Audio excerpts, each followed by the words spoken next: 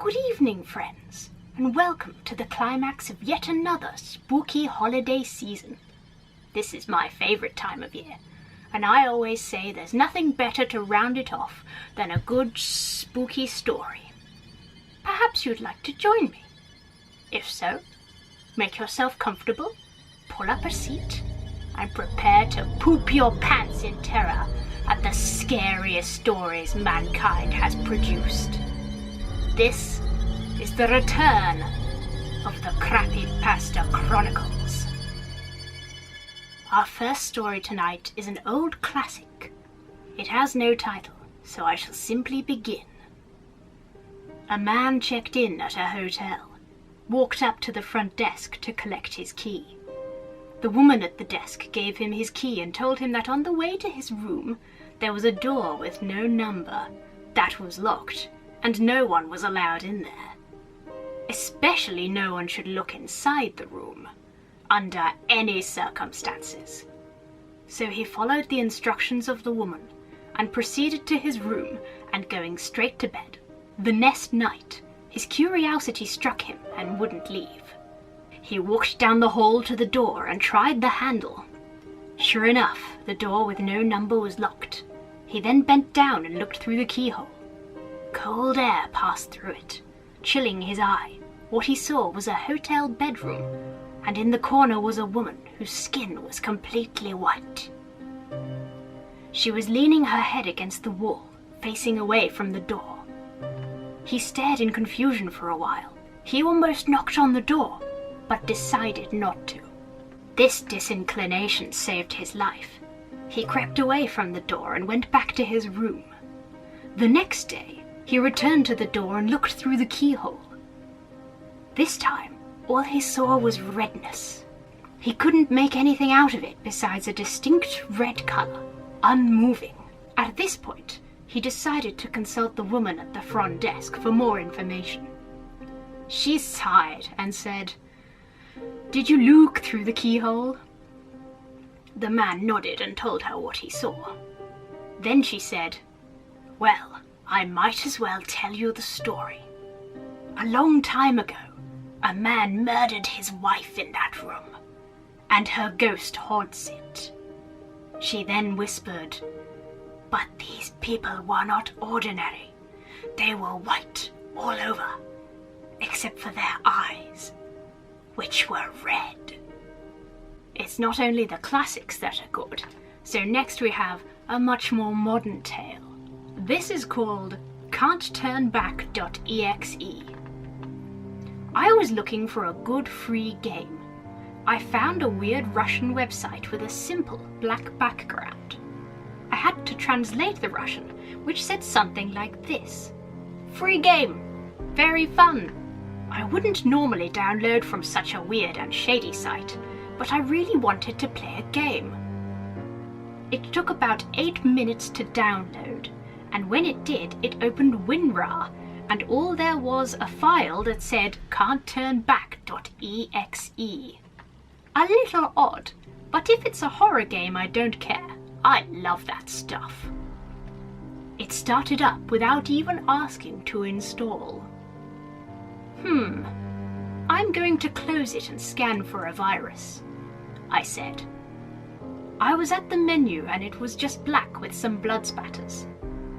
It was in Russian, so I just clicked the middle button and tried to change the language.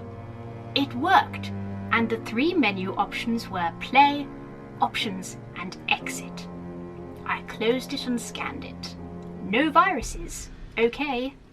So I opened back up, and I noticed the menu change, and I got a little scared. I saw some kind of odd, pale, twitching thing. Humanoid in shape, but that was the only thing that was even close to human. Instead of exit, it said, "Get out alive!" I started playing, and it was a crappy FPS with Doom-esque graphics. I played for about 10 minutes before stuff started getting weird. There were piles of bodies everywhere. I couldn't avoid them. They were literally everywhere. They started moving shakily and twitching towards me in the game. I couldn't move.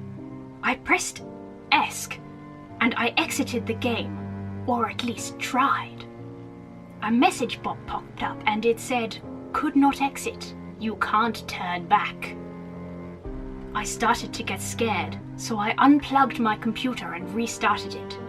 My background was changed to some binary. 01010111 0110011110. I went to a translator and my heart stopped at the results. We are nowhere, standing outside, near the charred power line, beside ourselves in the pine. It's over for you, Derek. Become one of us. How did it know my name? I heard something outside. The power went out. The last thing I remember was a tall, pale thing standing over me. The next story is called The Supermarket Monster. Once, in a place far away, a very long time ago, there was a boy named Roger. He was tall, but a bit round. He lived in a big city where unusual things seemed to happen every day. For example, his uncle died. Anyway, Roger had lots of enemies in the city. All the people he used to like were now his enemies because he'd changed. He used to be a really successful banker named Ron. But he decided to go another way, and now he is a hobo named Roger. Because of this, his friends thought they didn't like him anymore, so they said, "You're our enemy now." And Roger was like, "Oh no, I have no friends, but loads of enemies." Roger lives day to tomorrow by the change he gets off strangers outside McDonald's, but sometimes when he gets enough money, he goes to the local shopping centre called Teco. He can only buy things when they are on sale, so he only buys things when they are on sale because he doesn't have any much money. Sometimes he even gets enough change to buy chicken when it's on sale, and he goes into Kufka and says, "Can you cook this for me?" And they do it because they are his enemies and they spit in the food. Yuck. Today, on the most windy and stormy and rainy and cloudy and sad of days, he decided he needed to eat and went to Teco. When he went inside, there was no baskets. This was weird. Roger thought that they must be giving them a break today, so he kept going. He saw that the bread was on sale, so he was going to buy it, and then a big fat hairy man ran up to him and said, "No, that's not for or you."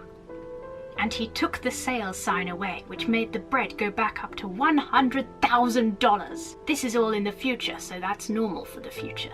Roger made a face similar to this. And he said, "But if you don't give me that, I will struve." And he punched the man so hard that his fat fell off. And the man was he punched the man so hard that his fat fell off, and the man was so angry that he cried blood. Then the lights went out, so fast that Roger knew he was going to be murdered. A black mist came out of the cereal boxes, and the bacon was flying everywhere. Pancake mix splashing all over the counters, freezers freezing at higher temperature than normal, so that it was freezing the frozen pizzazz too much. Ron ran far away to the aisle that's always full of people. It has like loads of sweets and crisps. Yummy. There was like 10. No wait, 15 monsters there. All black with eyes oogieing with blood and tears that looked like bacon but were actually dead people's skin. He screamed, "Fat man, help!" But when the fat man came he said, "You punched my fat and you will now pay. I am your enemy."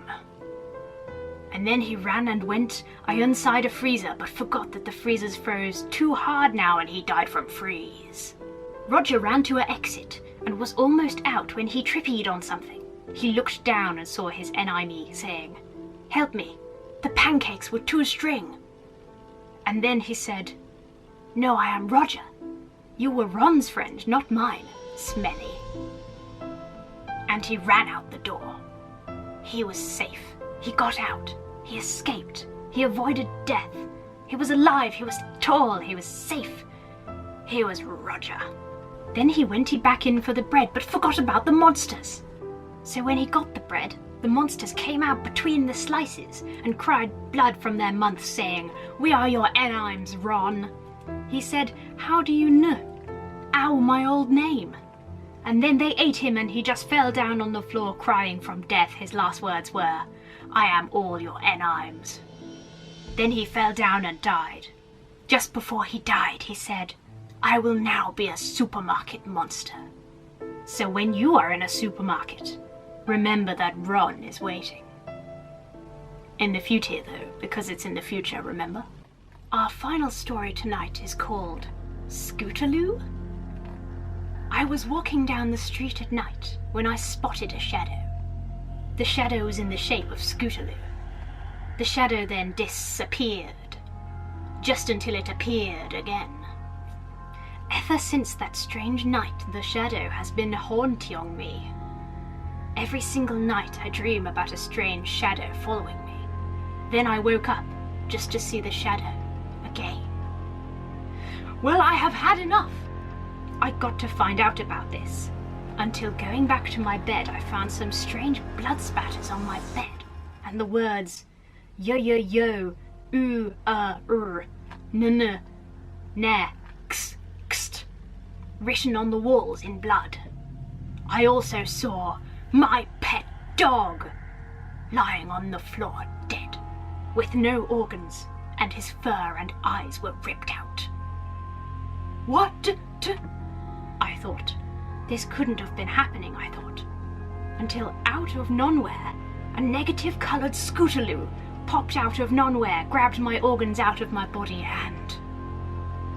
Well, it's too complicated, but every 60 years she comes back and haunts the next person living in this old house. I do hope you've enjoyed our tales tonight, my fine young friends. And please do have a wonderful rest of your spooky season. But remember, don't stay out too late. You never know what could be lurking in the dark.